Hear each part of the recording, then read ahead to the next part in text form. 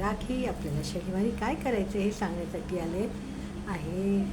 आणि आपल्याला खूप खूप शुभेच्छा की आपण काल व्हॅलेंटाईन डे खूप चांगला असं प्रकारे साजरा केला असेल. तुमची खूप चांगले गिफ्ट्स वगैरे मिळाले असेल. मंगळाचा वर्ष आहे, त्या वर्षामध्ये काही ना काही व्हायलाच पाहिजे. तुम्ही बघितलं असाल, माझा डोळा सुजला आहे. मंगळाची किमया माझ्यावर आली आहे डोळ्याच्या रूपाने. तर असं काही ना काही घडतच राहणार आहे, काही ना काही होतच राहणार आहे. त्याची काळजी घेत राहायची आहे. उद्या शनिवार आहे. काळे तीळ टाकून स्नान करायचे आहे. पिंपळाच्या झाडाला काळे तीळ घालून जल द्यायचं आहे. संध्याकाळी तिथे दिवा लावायचा आहे.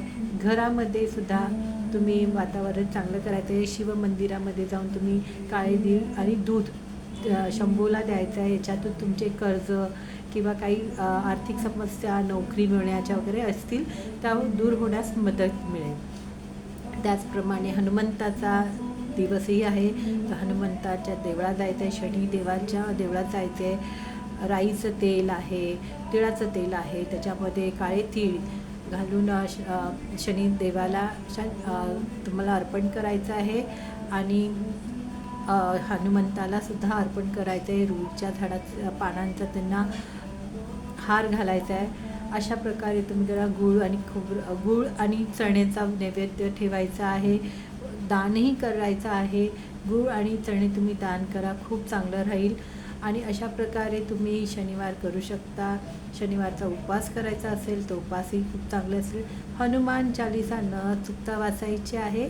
आणि त्याच्यामुळे आपली शक्ती, हनुमान वाचल्याने आपली शक्ती वाढते, आपल्याला बळ मिळतं आणि आपण लढण्यासाठी समर्थ होतो.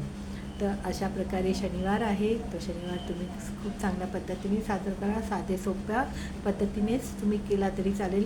संध्याकाळी तुमची नजर काढा, मीठ मोहरीने काढा, घराची नजर काढा, घरातल्या मुलांची नजर काढा आणि ती तुम्ही पाण्यात वाहून टाका मीठ मोहरीने. किंवा तवा असेल तर तव्यावर तुम्ही पेटवा. त्याच्याने बघा किती घाण वास येईल.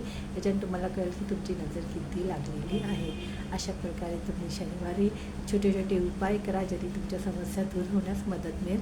श्री स्वामी समर्थ.